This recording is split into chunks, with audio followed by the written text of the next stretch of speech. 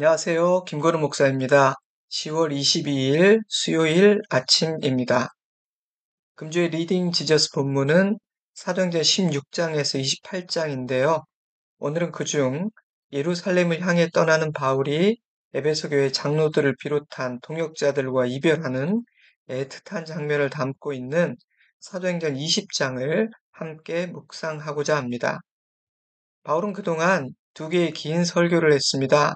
13장에 기록된 첫 번째 설교는 안디옥에서 유대인들을 대상으로 했던 설교이고 17장에 기록된 두 번째 설교는 아덴에서 이방인들을 대상으로 했던 설교인데요. 20장에 기록된 세 번째 설교는 에베소교의 장로들과 동역자들, 복음을 받은 그리스도인들을 대상으로 한 설교입니다. 때문에 이 세 번째 설교는 바울 서신의 구조와 가장 닮아 있습니다. 이 세 번째 설교는 사도행전의 저자인 누가가 직접 듣고 요약한 설교입니다. 현장에 있었다는 뜻입니다. 그래서인지 바울과 동역자들의 감정까지 생생하게 전달됩니다. 오늘 본문의 배경을 이해하기 위해 먼저 20장 1절, 2절, 3절을 읽어 드리겠습니다. 소요가 그침에 바울은 제자들을 불러 권한 후에 작별하고 떠나 마게도냐로 가니라. 그 지방으로 다녀가며 여러 말로 제자들에게 권하고 헬라에 이르러 거기 석 달 동안 있다가 배 타고 수리아로 가고자 할 그때에 유대인들이 자기를 해하려고 공모함으로 마게도냐를 거쳐 돌아가기로 작정하니 은장색 데메드리오로 인한 소동이 마무리되자 바울은 제자들을 불러 모아 권면하고 격려한 후 마게도냐를 향해 떠나게 되는데요. 20장 4절에는 바울과 동행했던 7명의 명단이 기록되어 있습니다. 베레아 사람, 데살로니가 사람, 세군도와 더베 사람, 아시아 사람이라고 소개된 이들은 지역 교회의 대표자들이었을 것으로 짐작됩니다. 이들은 지난 선교 여행이 맺은 열매였습니다. 바울과 바나바 두 사람으로 시작된 이 여정은 수많은 교회와 동역자들을 낳았던 것입니다. 참 감동적이죠. 이 입장은 이렇게 바울이 에베소를 떠나는 장면으로 시작되어 여러 도시를 거쳐 오늘 본문인 이 밀레도에 도착한 후 에베소 교회 장로들을 불러 마지막 권면을 남기는 장면으로 마무리됩니다. 밀레도는 에베소에서 남쪽으로 약 50km 정도 떨어진 그리 멀지 않은 도시인데요. 에베소를 떠난 바울은 빌립보, 데살로니가, 베레아를 거쳐 아덴과 고린도까지 둘러본 후 배를 타고 트로아로 갔다가 밀레도에 이르게 됩니다. 가까운 길을 두고 먼 길을 돌아간 것이죠. 왜일까요? 지난 선교 여행 동안 세운 교회들을 하나하나 돌아보고 그들을 권면하기 위해서였습니다. 그런 여정을 거쳐 바울은 밀레도에 도착했는데요. 밀레도에도 회당이 있었지만 평소와는 달리 회당을 찾아가지 않았습니다. 오순절 전에 예루살렘에 도착하기 위해 일정을 서둘렀기 때문입니다. 밀레도에서 바울은 에베소로 사람을 보내 에베소교의 장로들을 데려오게 했는데요. 장로들이 밀레도에 도착하자 모두를 모아놓고 고별 설교를 시작합니다. 이 설교는 단지 에베소 교회만이 아닌 모든 교회에 남기려 하는 바울의 신앙 고백이며 신앙적인 권면입니다. 유언이라고 볼 수도 있는 참 의미심장한 설교죠. 이 설교는 이렇게 시작이 됩니다. 18절입니다.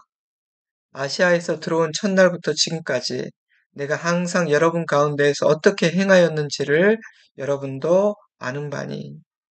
21절까지 이어지는 이 설교의 서론 부분을 요약하면 이렇습니다. 첫째, 복음의 증인으로서 나의 삶은 부끄러울 것이 없었고 그것에 대해서는 여러분들이 증인입니다. 둘째, 나는 유대인들의 핍박을 받았지만 그 모든 어려움들을 참으며 겸손과 눈물로 오직 주님 한 분만을 섬겼습니다. 셋째, 나는 만약 여러분에게 유익하다고 생각되면 공개적인 장소든 각 개인의 집이든 장소와 시간을 가리지 않고 담대하게 복음을 전했습니다. 넷째, 나는 유대인과 헬라인, 민족과 혈통을 가리지 않고 그리스도에 대한 믿음을 증거하였습니다. 3년 이상 머무르며 목회했던 곳이기에 에베소 교회 장로들은 사도 바울의 삶과 사역에 대해 누구보다 잘 알고 있었습니다. 때문에 지난 날을 회상하며 고개를 끄덕였을 겁니다. 그래, 바울은 참된 목자요, 신실한 목자였지. 자신의 삶으로 우리에게 믿음의 본을 보여주었지.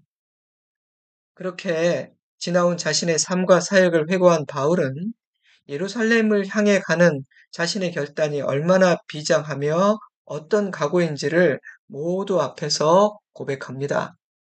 22절. 이제 나는 성령에 매여 예루살렘으로 가는데 거기서 무슨 일을 당할지 알지 못하노라. 성령이 각 성에서 내게 증언하여 결박과 환란이 나를 기다린다 하시나 내가 달려갈 길과 주 예수께 받은 사명 곧 하나님의 은혜의 복음을 증언하는 일을 마치려 하면은 나의 생명조차 조금도 귀한 것으로 여기지 아니하노라. 바울은 예루살렘에서 어떤 일을 당할지 알지 못한다고 말합니다. 하지만 결박과 환란이 기다리고 있음은 압니다. 어쩌면 순교할지도 모릅니다. 22절, 23절에서 성령이라는 단어가 두 번이나 언급되는데요. 자신은 성령의 인도하심에 순종하고 있음을 강조하고 있는 것입니다. 이 여정은 순종의 여정이라는 뜻이죠. 바울은 부활하신 주님으로부터 받은 사명을 완수하기 위해서는 자신의 생명조차 아끼지 않는다고 말합니다. 달려갈 길을 마치기 위해서라면 얼마든지 죽을 수 있다는 것이죠. 죽음까지 각오하고 예루살렘을 향해 간다는 것입니다. 그렇게 자신의 각오를 밝힌 바울은 이제 나는 여러분들을 돌볼 수 없으니 여러분에게 주님의 교회와 복음 증거의 사명을 맡깁니다. 이렇게 부탁합니다. 그리고 곧 일어날 사단의 거센 공격, 영적인 싸움을 준비해야 한다고 경고하죠. 29절. 내가 떠난 후에 사나운 이리가 여러분들에게 들어와서 그 양떼를 아끼지 아니하며 또한 여러분 중에서도 제자들을 끌어 자기를 따르게 하려고 어그러진 말을 하는 사람들이 일어날 줄을 내가 아노라. 사단은 바울이 사라지기만을 기다리고 있었기에 바울이 떠난 후 외부에서 사나운 이리가 들어와 교회를 해칠 것이며 교회 내에서도 사단이 역사하기 시작할 것입니다. 안 밖에서 불화살이 날아올 거라는 뜻이죠. 때문에 바울은 사랑하는 동역자들을 주님께 부탁합니다. 물론 3년간이나 눈물로 양육하였지만 거센 사단의 공격에 맞서는 일은 결코 쉽지 않음을 누구보다 잘 알고 있기 때문입니다. 하지만 바울은 주님께서 이들을 지켜주실 것임을 믿고 있습니다. 그래서 이렇게 고백하죠. 32절. 지금 내가 여러분을 주와 및 그 은혜의 말씀을 부탁하노니 그 말씀이 여러분을 능히 든든히 세우사 거룩하게 하심을 입은 모든 자 가운데 기업이 있게 하시리라. 아멘. 설교를 마친 바울은 무릎을 꿇고 모두 함께 기도했습니다. 36절.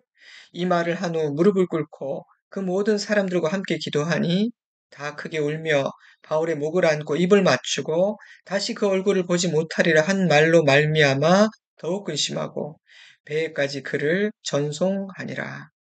서로를 위해 기도하는 가운데 바울의 눈에서도 동역자들의 눈에서도 눈물이 터져 나왔습니다. 눈물바다가 된 것이죠. 그들은 바울을 끌어안고 입을 맞추었습니다. 이제 다시는 보지 못할 것이라는 바울의 말 때문에 너무도 마음이 아프고 염려가 되었던 그들은 바울이 탈 배가 있는 선착장까지 따라갔고 바울이 탄 배가 시야에서 사라질 때까지 그 배를 바라보며 눈물로 기도했을 것입니다. 어떤 학자가 이 장면에 대해 이렇게 묘사했는데 마음에 와닿았습니다. 그리스도인들은 믿음의 사람이며 소망의 사람이다. 하지만 그렇다고 해서 슬퍼하지 않아야 하고 감정이 배제되어야 한다는 의미는 아니다. 바울과 에베소 교회 장로들은 믿음이 없거나 천국 소망이 없어서 우는 것이 아니다. 서로를 너무도 사랑하고 귀하게 여겼기에 헤어짐이 너무도 슬퍼서 그들은 운다. 바울을 너무도 사랑하고 존경했기에 바울이 당할 고난을 생각하니 마음이 너무 아파서 그들은 운다. 그렇다. 그리스도인들은 슬퍼할 줄 아는 사람이며 슬플 때는 울어야 한다. 그러므로 사랑하는 이의 죽음과 사랑하는 이와의 이별 앞에서 충분히 애도할 수 있도록 도와줘야 하는 것이지 천국 소망이 있는데 왜 우느냐고 말해서는 안 된다. 그리스도인은 슬퍼할 때 슬퍼할 줄 아는 사람이며 누군가가 마음 편히 안전하게 슬퍼할 수 있도록 품어주고 도와주어야 한다.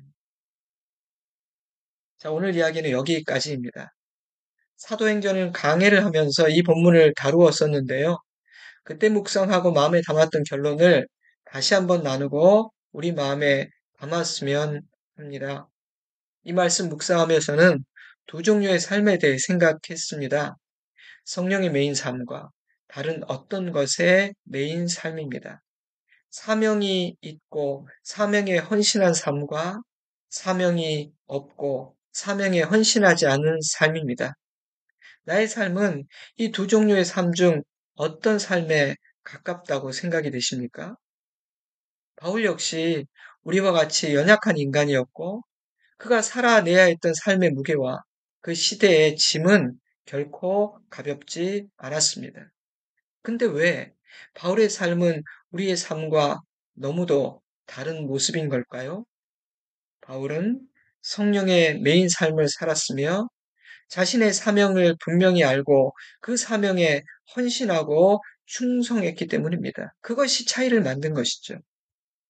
디모데후서 4장 6절 전제와 같이 내가 벌써 부어지고 나의 떠날 시각이 가까웠도다. 나는 선한 싸움을 싸우고 나의 달려갈 길을 마치고 믿음을 지켰으니 이제 후로는 나를 위하여 의의 면류관이 예비되었으므로 사도 바울이 후회 없이 당당하게 감사함으로 자신의 삶을 마무리할 수 있었던 이유는 상황과 고난, 시대의 혼돈과 어둠에 굴복하지 아니하고 성령에 매여 사명에 헌신한 삶을 살았기 때문입니다. 인생의 짐이 너무 무거워 고난이 너무도 두려워 포기하거나 도망쳐버리지 않았기 때문입니다. 사도행전 20장 22절 보라 이제 나는 성령에 매여 예루살렘으로 가는데 한글 성경들은 이렇게 번역했습니다. 나는 성령의 지시를 따라 예루살렘으로 갑니다. 나는 성령의 강권하심 가운데 예루살렘으로 갑니다. 나는 성령에게 결박을 당해 예루살렘으로 갑니다. 성령께서 나에게 강한 부담감을 주셨습니다. 물론 바울 스스로도 피하지 않고 순종한 여정이긴 하지만 성령께서 마치 포로를 끌고 가듯 강력하게 그를 인도하고 계셨습니다. 바울은 성령에 매여 있었습니다. 물론 바울은 정확히 어떤 일이 있을지는 알지 못합니다. 하지만 대충 짐작은 됩니다. 힘들고 어려운 일이 있을 것입니다. 죽을지도 모릅니다. 그럼에도 불구하고 바울은 갑니다. 성령에 매였기 때문입니다. 성령이 매이는 순간 바울은 자유로워졌고 담대해졌고 두려움을 이길 수 있었습니다. 사랑하는 여러분, 성령에 매인 자만이 자유로울 수 있는 것입니다. 성령에 매일 때에만 담대할 수 있는 것입니다. 바울은 동역자들 앞에서 자신의 신앙을 이렇게 고백했습니다. 20장 23절 오직 성령이 각성해서 내게 증언하여 결박과 환란이 나를 기다린다 하시나 내가 달려갈 길과 주 예수께 받은 사명 곧 하나님의 은혜의 복음을 증언하는 일을 마치려 하면은 나의 생명조차 조금도 귀한 것으로 여기지 아니하노라. 예루살렘으로 가는 이 마지막 여정이 조금도 두렵지 않았을까요? 아니요. 저는 바울도 많이 두려웠을 거라고 확신합니다. 그럼에도 불구하고 바울은 갑니다. 왜일까요? 사명과 사명에 대한 헌신이 인간적인 두려움을 이긴 것이라고 저는 생각했습니다. 우리가 두려움에 굴복하는 이유는, 우리가 염려하고 불안한 이유는 우리에게 사명이 분명하지 않기 때문이고, 하나님께 충성하고 헌신하는 일을 회피하기 때문인지도 모르겠다는 생각이 들었습니다. 사랑하는 성도 여러분, 사명이 두려움을 이깁니다. 주님을 향한 사랑과 헌신과 충성이 인간적인 두려움, 이 세상이 우리에게 주는 두려움을 이기게 하는 능력이 됩니다. 사도 바울은 나의 달려갈 길과 주 예수께 받은 사명을 마칠 수 있다면 나의 생명조차 귀한 것으로 여기지 않는다고 말합니다. 그의 소원은 평안하게 즐겁게 삶을 이어가는 것이 아니라 주님께 받은 소명을 완수하는 의미 있는 삶을 사는 것이었습니다. 그의 소원은 안락함이 아니라 나의 경주를 완주하는 것이었습니다. 때문에 바울에게는요, 놀랍게도 죽느냐 사느냐가 중요하지 않았습니다. 그에게는 무엇을 위해 살고 어떤 일에 헌신하는가였습니다. 그러니 바울의 삶은 보통 사람과 다를 수밖에 없지 않았을까요? 바울의 선택과 결정은 남다를 수밖에 없지 않았을까요? 그럼 바울의 소원은 이루어지게 됩니다. 그래서 죽음이 임박했음을 깨닫게 된 바울은 믿음의 아들 디모데에게 이렇게 고백합니다. 나는 선한 싸움을 싸우고 나의 달려갈 길을 마치고 나의 믿음을 끝까지 지켰다. 그 편지를 읽으며 바울은 아마도 분명 이렇게 대답했을 거예요. 그래요. 나의 아버지, 나의 스승, 당신은 정말 멋지게 당신의 여정을 완주하셨습니다. 너무너무 부럽습니다. 저도 당신처럼 살다가 주님 앞에 서기를 소원합니다. 성령에 매여 자신에게 주신 사명을 다 마치려 하는 바울에게는 미련도 후회도 없습니다. 바울은 자유하고 담대합니다. 때문에 밀레도의 항구는 눈물과 슬픔으로 가득했지만 떠나는 바울의 뒷모습은 너무도 당당하고 자유로웠습니다. 잘 사는 것은 무엇일까? 어떻게 하면 잘 살 수 있는 것일까? 우리는 오늘 본문에서 답을 발견하게 됩니다. 성령에 매어 사는 것이 잘 사는 것입니다. 나의 사명을 알고 그 사명에 충성하고 헌신하는 것이 잘 사는 것입니다. 여러분은 무엇을 하며 살다 죽고 싶으십니까? 어차피 썩어질 몸, 어차피 짧은 인생, 기왕이면 무엇에 헌신하고 충성하며 살고 싶으십니까? 의미 있는 일에 대한 헌신과 충성이 하나님의 나라와 의를 구하는 삶이 내 삶에 소망을 주고 힘을 더해 줄 것임을 믿습니다. 나는 무엇에 매인 사람인 것 같습니까? 내가 매여 사는 그것은 그럴 만한 가치가 있는 것이라고 생각이 되십니까? 바울은 성령에 매였습니다. 오직 성령에 매인 자만이 자유로울 수 있고 의미롭게 살 수 있고 담대할 수 있다고 바울은 우리에게 권면합니다. 성령에 매인 우리이기를 바랍니다. 오직 주님 한 분에게 충성하고 헌신하는 우리이기를 바랍니다. 주님께 충성하고 헌신하는 것을 두려워하지 않는 저와 여러분이기를 주님의 이름으로 축복합니다. 성령에 매이고 주님에게 매인 자는 자유로울 수 있습니다. 이제 주신 말씀을 묵상하며 잠시 기도하는 시간을 갖겠습니다. 저는 주일에 뵙겠습니다. 평안하세요. 강건하십시오. 샬롬.